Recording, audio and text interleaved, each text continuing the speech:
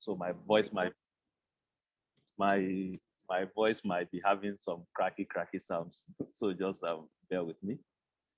Um, so when you Kine, I can kick off, right?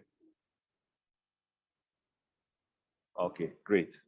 So basically we are all in sales, and it's an honor to actually be on this platform, Pharma Sales Summit 3.0.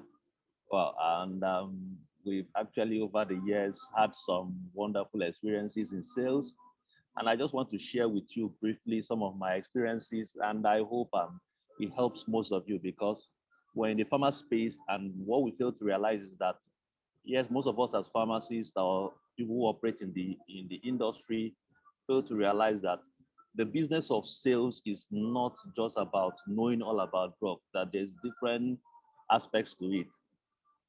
But basically, I want to share with you guys about two areas that are critical to driving sales, which over the years have not only helped us at Kanselor, but also has helped our clients. The first area I want to talk about is the area of about passion on the job. And I want to share with you the experience I had with one of my staff. So her name is Miss Bello. Her name is Moturayo, but I call her Bello. And people wonder why I call her Bello. I don't even know why I call her Bello, but I call her Bello. Um, so she's pregnant. She was due to deliver. They'll give her a due date of March 5th. And on Thursday last week, she was having some. She told me she wasn't feeling fine. I asked her not to come to work. But on Friday, there she was at the office. We said, see, I have some clients I need to fill their vacancies and I need to come to work. On Friday, she was at the office.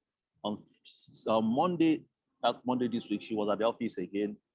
And I asked a young lady, your date is almost here. Why are you here at the office? And she said she was here because she had some clients that she needed to fill their vacancies. Around 11 a.m. in the morning, she said to me that I needed to go. I'm having some pain. I said, what happened? She said, well, she has been trying to go to the toilet for the past 5 times and nothing is coming out. And she has been having this serious back pain. Now, as a father and a husband who has been in the business of bearing children, I just knew that the baby was about to come, and asked my driver to take her immediately to the hospital. 20 minutes after they got to the hospital, she gave birth. Now, why am I sharing this story with us? It's about passion for your job, passion about what you do. Imagine someone who is having this labor pain that started on Thursday. Her boss is telling her, don't come to work.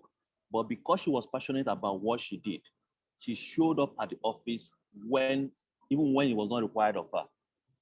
Now, how committed are you to your job? How passionate are you about sales? It's not just about saying I'm a salesperson and I operate in the pharma sales space. Assuming you are not paid, for instance, assuming your salary is delayed, how many of you can actually continue to do what you do? How many of you, despite the pressure, the challenges in the space, can continue to deliver on your job? How many of you won't take the excuse of saying, oh, one reason or the other, because of that, I can't continue?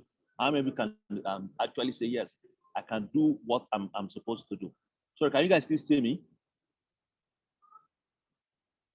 I should go on, right? Yeah. So how many? Yes, go on. Okay. How many of you can actually say, yes, despite whatever, I can actually still deliver on what I'm supposed to deliver? It's critical for us to know that it's critical for us to realize that sales requires passion. It requires a lot of commitment. And for those of us who are in sales, we need to actually have some very clear aspiration while we're in sales.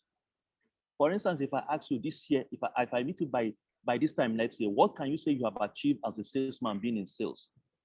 What would drive you? What can you say? I've set out this standard for myself in sales, and this is what I hope to aspire.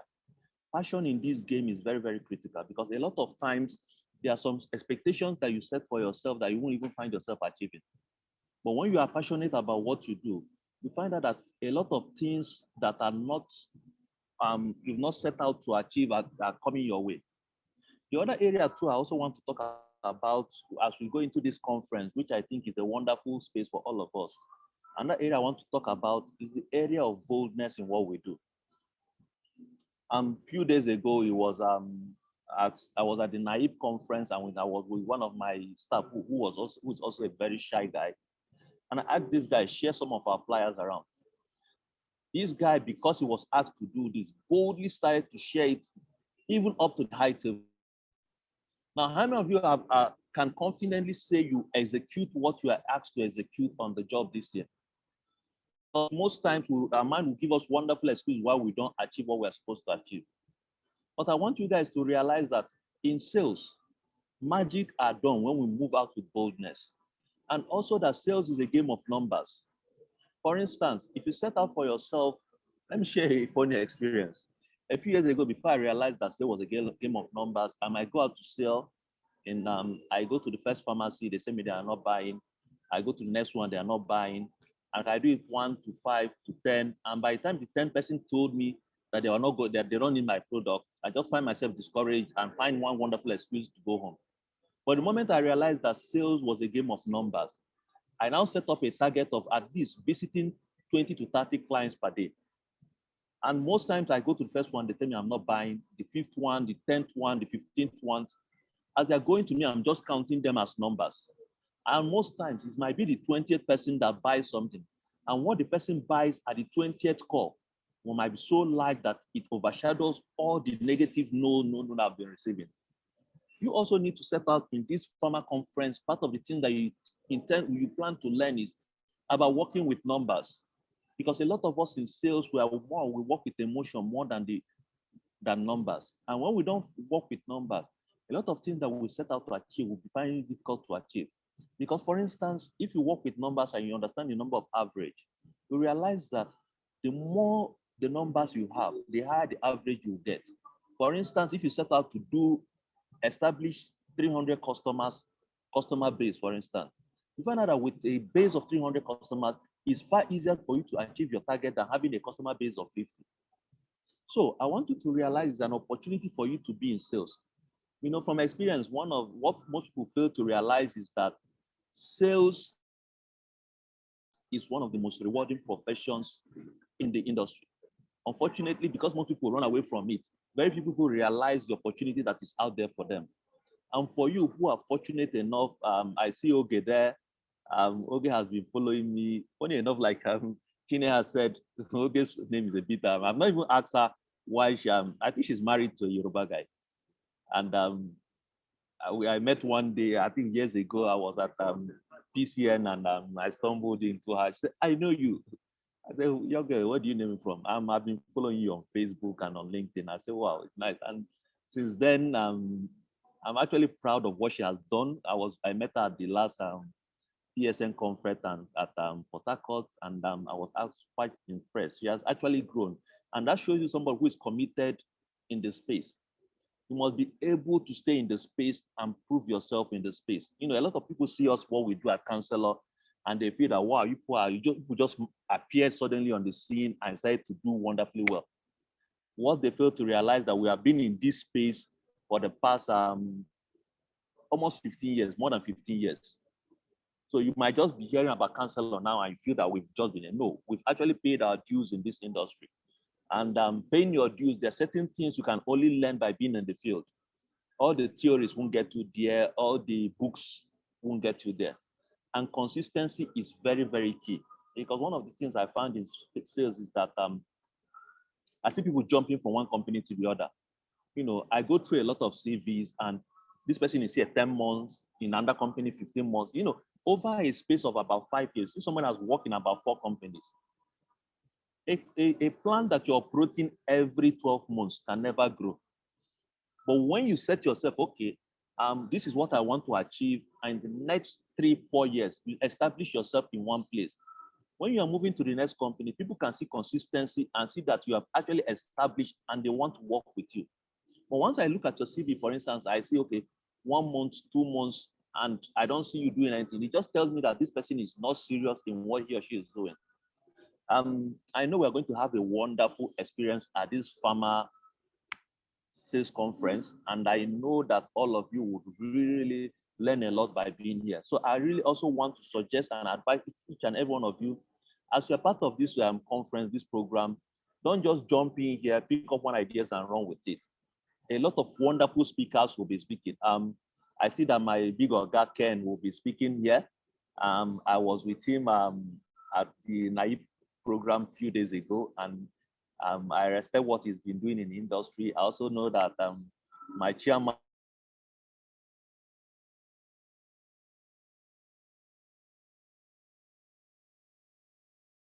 what you people are getting for free by being on this platform. I just don't know. You guys don't know what you are gaining for free, because to get these guys to speak, for instance, just reach out to Larry Bale and know what he will charge you for you just to hear him, or Ken to speak to you. Unfortunately, I really appreciate what you are doing, how you've actually put this together, and actually the consistency and what you've been doing. And I appreciate your work. I can actually see the progress you've been making, and I want to say keep it up. You've actually been doing a wonderful job. Then also listen to the things that we've been telling you to and make the necessary adjustment. Because like in sales, one thing is that as you're marketing your product, you also learn to market yourself, okay? Nobody will do the marketing for you. A lot of time people say I talk too much and I put out a lot of controversies. They're all part of the marketing gimmicks, because you need to put out some controversies out there for people to say, who is this guy itself? And it's by saying who is this guy that people will now know, okay, oh, this guy is somebody that we need to listen to. Let me even know more about him. Gina, somehow you are scared of controversy too. So once in a while, just stir up some controversy so that people, who is this girl self? Let's find out who she is. I know that yeah, you know, I've thrown some challenges your way the other times, and this time around, I'll call you out a lot on the platform where you know we meet, so that you can actually bring out what you know you have on the inside of you. You can rise far, far beyond where you are. Yes, you are doing great, but I actually know you can do far, far better than where you are. Not just you two, all the people who are listening to you, who are watching you, and who are following you on different platforms. I know the opportunity and the strength and what you have on the inside of you to impact in each of them and each of us. So I want to appreciate you for this, and say thank you for this opportunity you've given me. Appreciate it, and I wish all of us a wonderful session on this platform. Thank you, sir. Yeah, the other area I also want to talk about before my time is up is the area of the power of books. A few days ago, we had a program at my place, and one of my classmates that I've not seen for years in my secondary school brought somebody to the place, and he was saying me, Ifeanyi, you are the one who is speaking this. And the woman said, don't you know Ifeanyi? He's a very well-known speaker. And say he now told her, you don't know this guy. If you know Ifeanyi from when I know him in school, this guy is so shy that he can't even speak in class when we're in secondary school. And what changed my life? There was this book. There's this book called How to Win Friends and Influence People. I realized when I got to the university that I needed to join the students' union politics and I didn't know how to speak. So I picked up this book and I started to read it. This book taught me how, just by learning to ask questions, you can actually learn to know everything about people. So I read that book, and that book opened my eyes. So I want to also ask you that one of the things you must set yourself to do today is make a list of 10 books that you want to read this year.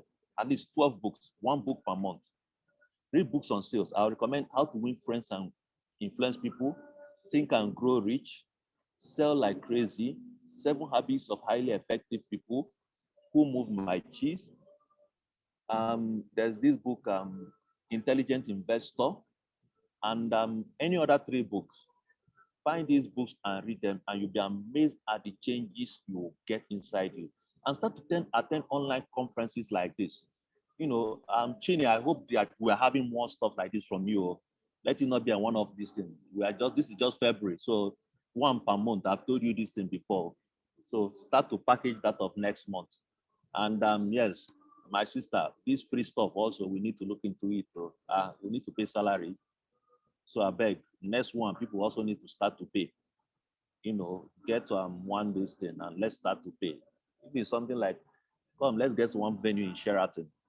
We don't big reach this level, so let's get something like this. We need to start to do a hybrid program. The next one should be hybrid, okay? let's combine it offline, online, so that at least you two need to pay salary, you need to pay some this thing. Free things they run pele, yeah, you know. So let people start to pay. People value what they pay for. Okay. And where I'm coming from now, they just paid me some hundreds of thousands for me to speak to them. And here we are now giving it for free. It's the same thing I talk to them that I'm sharing now. So you two also need time to start to make money from what you do. So thank you so much for this opportunity. Thank you. And, thank you so much, the Kanselor. You really have motivated us today. This is actually the opening remark that we needed. Something to get us started on the right note. Thank you so much, sir. It's an honor to have you here. Thank you very much. Thank you so much. Okay then. Okay, so, bye. I'll join the next session later, okay? Okay, thank you. Yeah. You're welcome.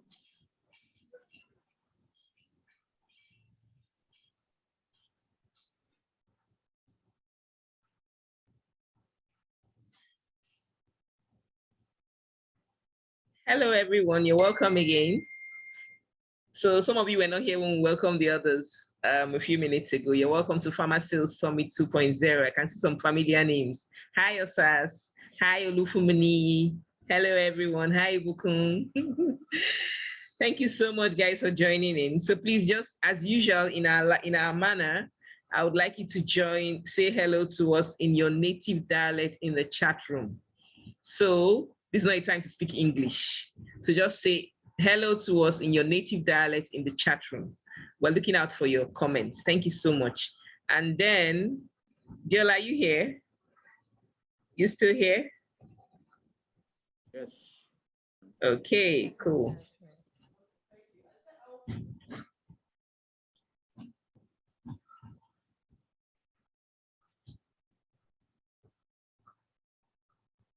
Hi, Vincent. Hi, Ndewonu, Ibokwenu. Hey. Okay.